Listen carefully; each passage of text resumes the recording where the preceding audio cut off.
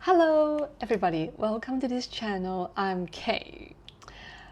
For this video, it's gonna be me introducing something new, which is AI, artificial intelligence, and it's specifically we're gonna specifically be talking about AI education, or say AI in education. So it is mainly a field of study that I would be focusing on regarding AI usage, how we can incorporate AI with creativity, and also how we can intelligently make use of AI to enhance our quality of life, even when it comes to career path, and also to utilize AI for our well-being, okay, and also for learning progresses personally, okay. So this is what I'm going to share when it comes to AI education. And for this particular video, it is going to be a dialogue between me and our special guest, DeepSeek. So it's actually a dialogue that I have had with this DeepSeek. It was a very wonderful dialogue. And what we were talking about is about global currency. Okay, and it's about single currency, the pros and cons and probability of it. So I asked something about single currency and world currency by talking to DeepSeek, because DeepSeek is kind of like the net intelligence, in a way, of humanity, isn't it? In a way, or say the net consciousness of humanity, in a way, combining the conscious, subconscious, and the unconscious. So it is a very interesting experience for me to interact with DeepSeek, talking about many different things. However, for this particular chat, we talked about world currency. And as a matter of fact, 6 months ago, around half a year ago, I did have a round one of posting a question of regarding one currency. One world currency? Is it such a term? Yeah. So for that particular video, which I would link it somewhere that you can refer back to, in that video, I asked this question, or I proposed this idea on YouTube, and many individuals responded, and interestingly, many of their comments are realistic concerns, actually. Okay, they are pretty realistic, and there are many different voices in that list of comments, even though it was probably like around 40 or 50 comments, so it's not a huge number of it, but we can already see a lot of diverging opinions. But for this one, round two, I proposed this idea, however, having an upgraded version from the round one.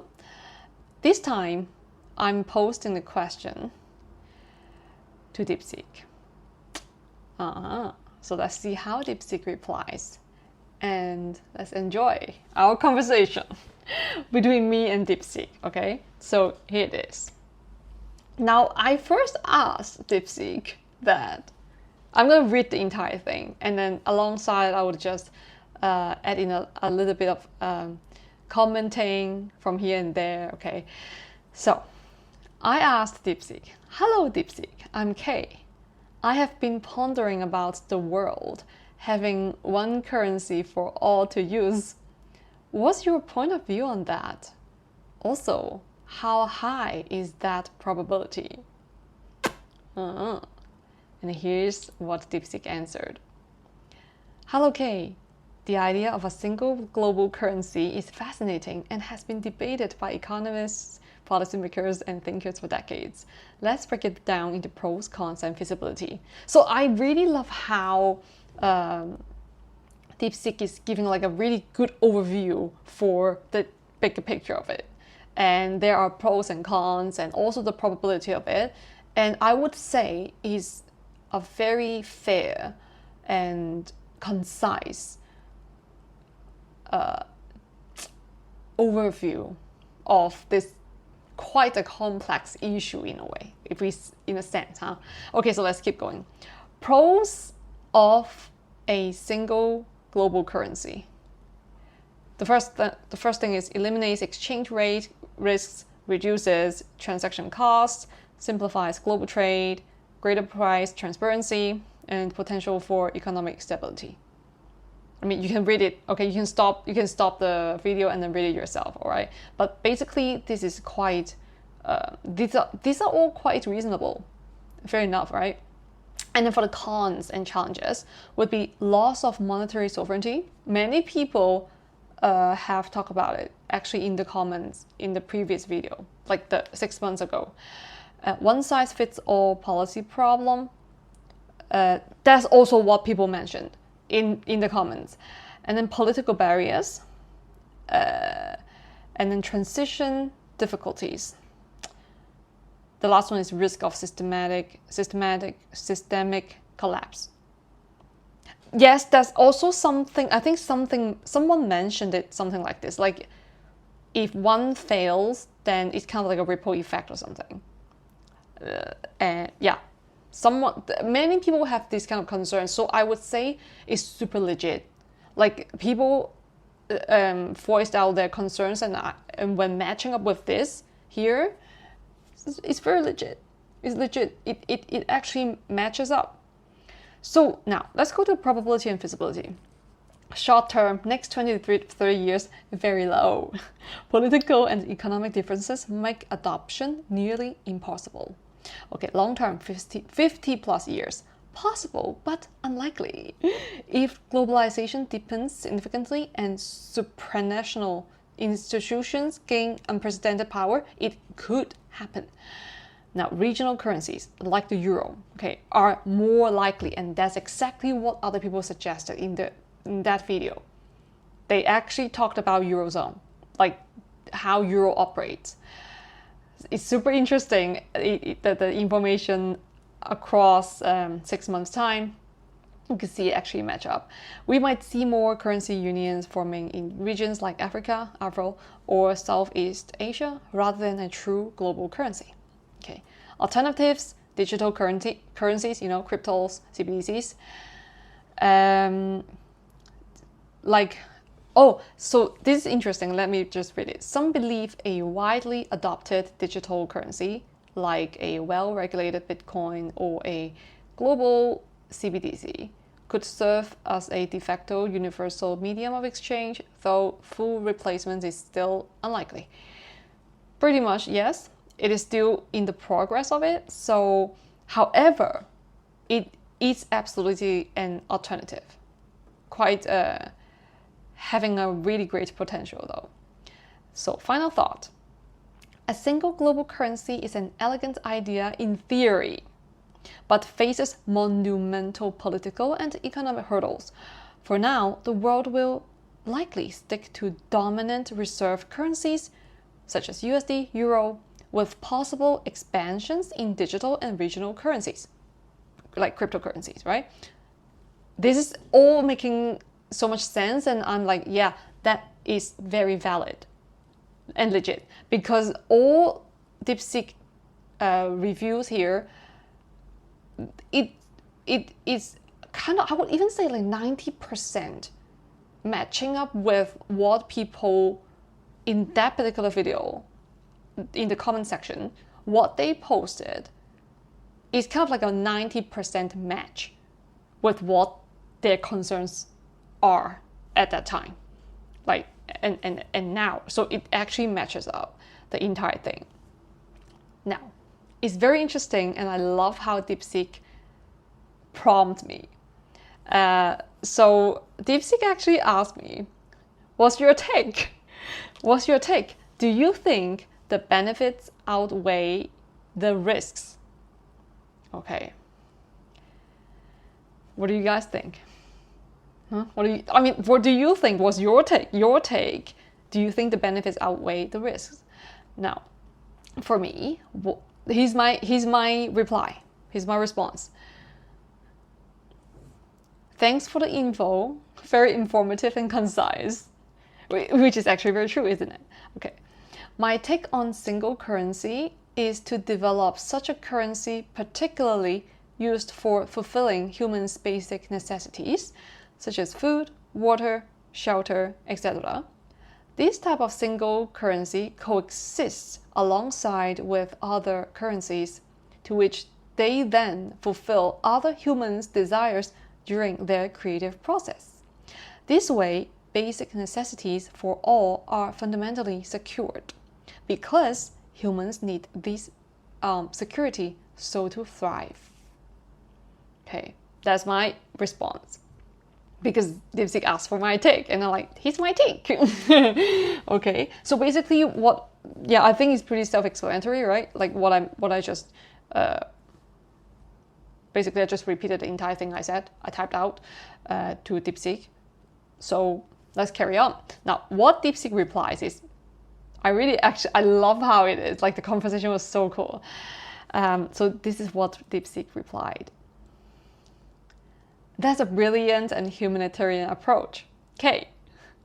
A dual currency system where one currency is dedicated to basic needs, i.e. food, water, shelter, healthcare, and another for discretionary spending, such as luxuries, innovation, trade, could address inequality while preserving economic flexibility.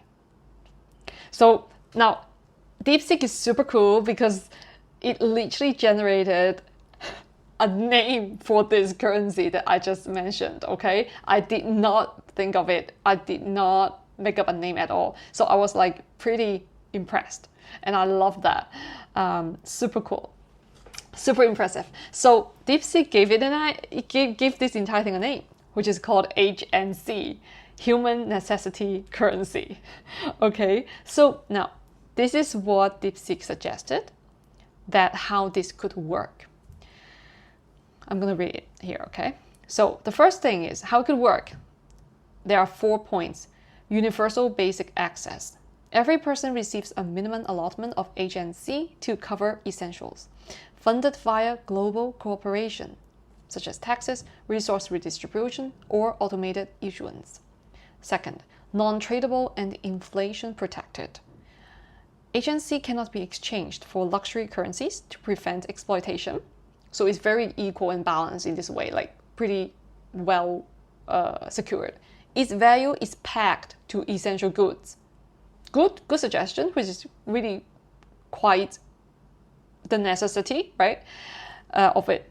Now the third one is decentralized and transparent. Blockchain or a global oversight body could manage distribution to prevent corruption.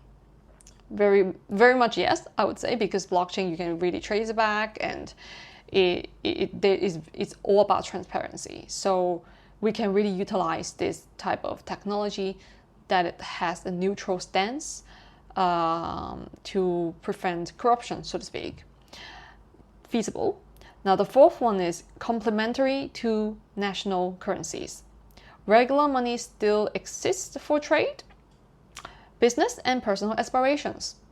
But so exactly that particular HNC is for fulfilling human basic needs. So it's a separate way. So that's why it's called a dual currency system, as suggested by DeepSeek, which is amazing. Now the benefits of having the HNC currency. The first one is it eradicates absolute poverty, guarantees survival needs are met globally. The second one is reduces wealth inequality. It separates survival from wealth accumulation. That is very important. Okay. It helps humans, the entire human race, to go beyond survival state, and having more of an equal resource distribution, right? So the third point is economic stability. People take more creative risks knowing their basics are covered. They don't have to live in survival state because they know that they can chase their dreams. They follow their dreams, their aspirations, because everything, basic necessities, they're all covered. They're all covered. They don't need to worry about it at all. Now, fourth point would be global cooperation incentive. Nations collaborate to maintain the HNC system. So this would be a very cooperative system where all nations join in, because this way the basic necessities are fulfilled and met for everyone in their own country. And while economic trade and any kind of aspirations, personal aspirations, are not limited, it is all flexible. It's just the basic necessities are met globally.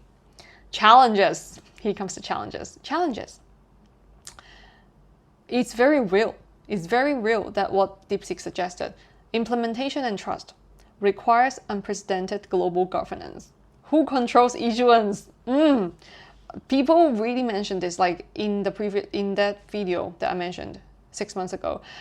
Many people mentioned this, like who would be the one that's in control of the issuance. Okay, and we are going to talk about it in the following. Black markets. If HNC is restricted, illicit trading could emerge. Possibly, yes. Defining basic needs. This one is super important. Standards vary by country. For example, is internet access a basic need? What do you think? What do you think? You who are watching this, do you think internet access is a basic need? Okay, this is a very personal thing. However, I feel like it's necessary for a collective consensus when it comes to basic needs, right? Now, inflation risks would be another one of the challenges. If supply of essential goods doesn't match HNC issuance, shortages could occur. Okay.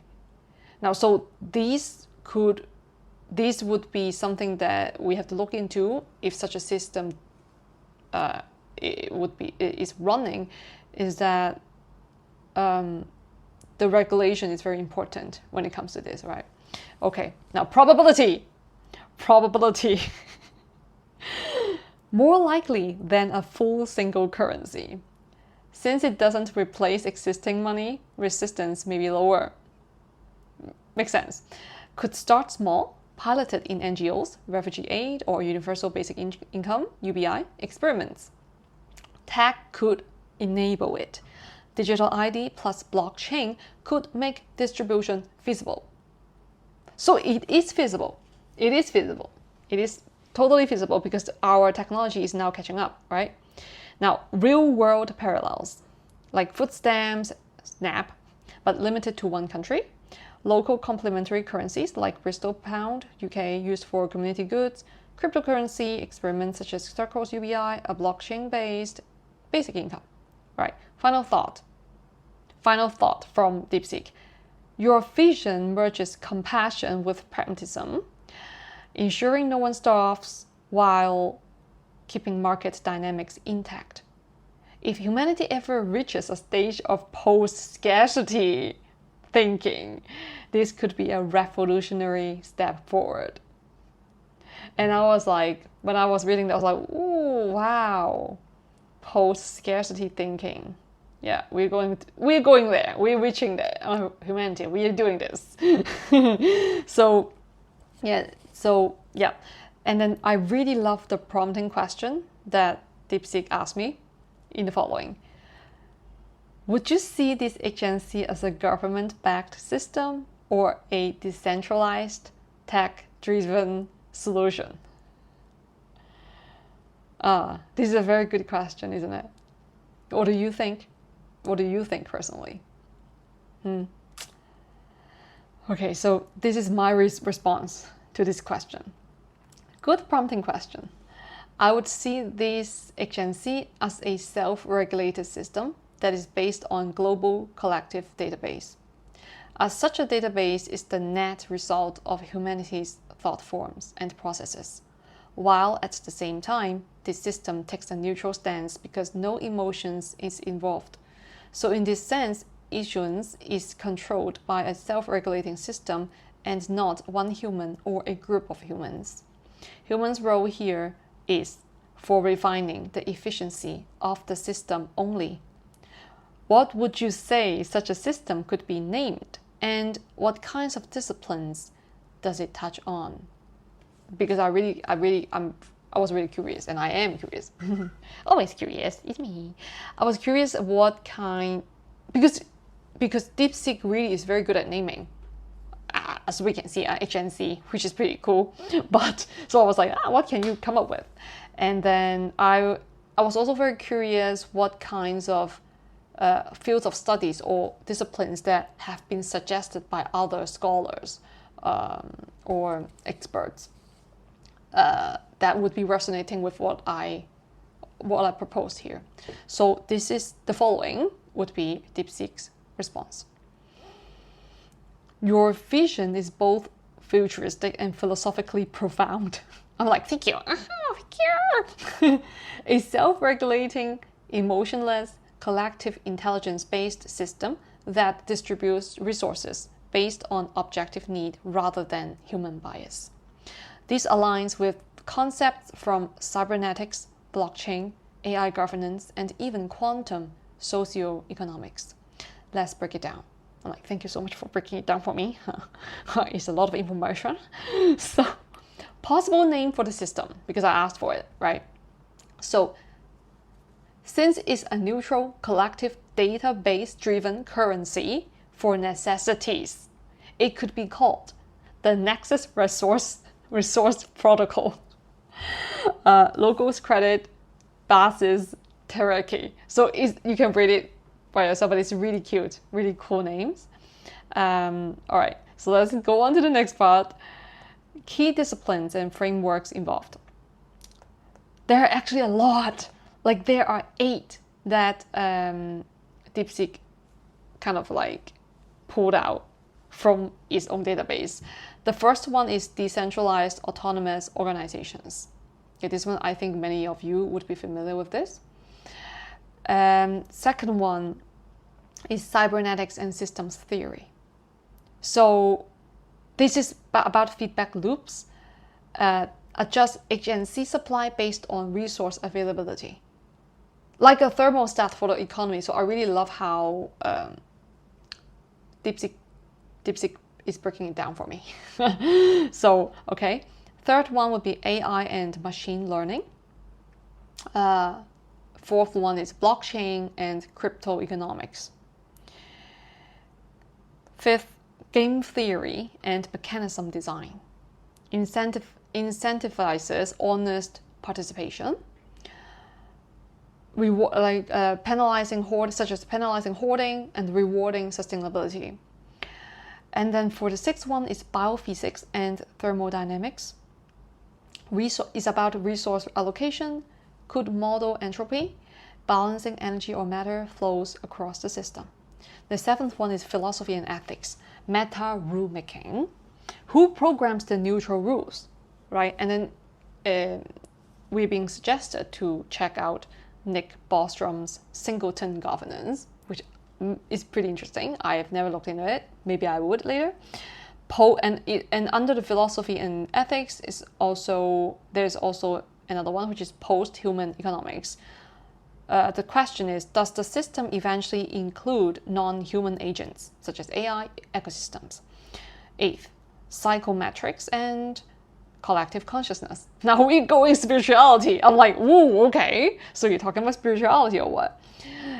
If the system responds to humanity's thought forms, it might integrate global brain theory, interconnected human mind as a superorganism. Even when I was reading, I was like, wow, interesting. And then the next one is nospheric currency. This one is like a T-hard. I think it's a French. I should pronounce it in French.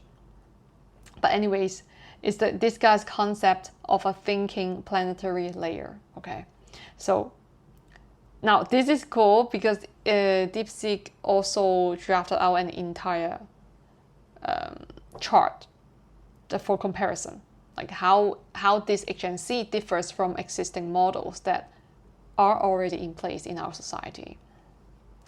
So the system in the column is system, control, basis, and flexibility. Fiat money would be under the control of the governments. And the basis of how it forms is trust in authority, and the flexibility-wise is, now DeepSeek said it, okay, I didn't say it, is politically manipulated, which I think, yeah, to a certain degree, yeah. And then the second system would be cryptocurrencies. Control, who is controlling it, right? Miners and validators. The basis, how this is formed, this entire system, is through blockchain consensus, and the flexibility would be market-driven. Yeah, it's very like the invisible hand. So the HNC would be, the control is global thought field. I love how it uses such a name for it. Global thought field plus AI, and the basis is collective need plus real world data. Like, this is very essential, that because this basis is for the reason that this HNC is formed is from actual need, like the collective need, basic necessities, and how we know such a collective basic necessity is to draw from real world data, like real world. Because now that we have AI, we now have the big data. We can then draw in from real world data, and in a neutral stance. It would not be involving any kind of human bias. Like, I mean, ideally, it would be how HNC operates. And the flexibility is self-regulating equilibrium. Self-regulating equilibrium, because it's a emotionless kind of a system, right? So the biggest challenges would be defining objective need. Even the neutral system must encode some values. True. It's like, is clean air a right? I would say this is kind of like what DeepSeek suggested earlier. That was like, is internet access a human right, like a necessity, right? This is the same thing, kind of the same thing. Preventing emergent bias. AI trained on human data inherits human biases, unless designed ex novo. Okay, this is also one of the biggest challenges, because you see, DeepSeek is also the net result of how human thinks, kind of. So it could have certain results like this. But let's see. Security risks. A hack could starve millions if the system controls essentials, right? So this could also be one of the biggest challenges. It's kind of like system failure or hacking. But we'll see, because if every nation has the governance to cooperate together across nations, then they would make sure that the hacking, even if there is such a thing, it would be kept under control. Like, just in a sense, right? I mean, naturally. So, final thought. A living protocol. How lovely the wordings. This system resembles a planetary scale organism, a self-tuning, emotionless, but deeply ethical framework. It's not just economics, it's applied metaphysics. I was like, wow. But it's so beautiful that DeepSeek words it this way. Now, another prompt question. I love the question so much. Would you see it evolving organically from existing tech like blockchain or AI, or as a rupture, a designed singularity in human governance? What do you think?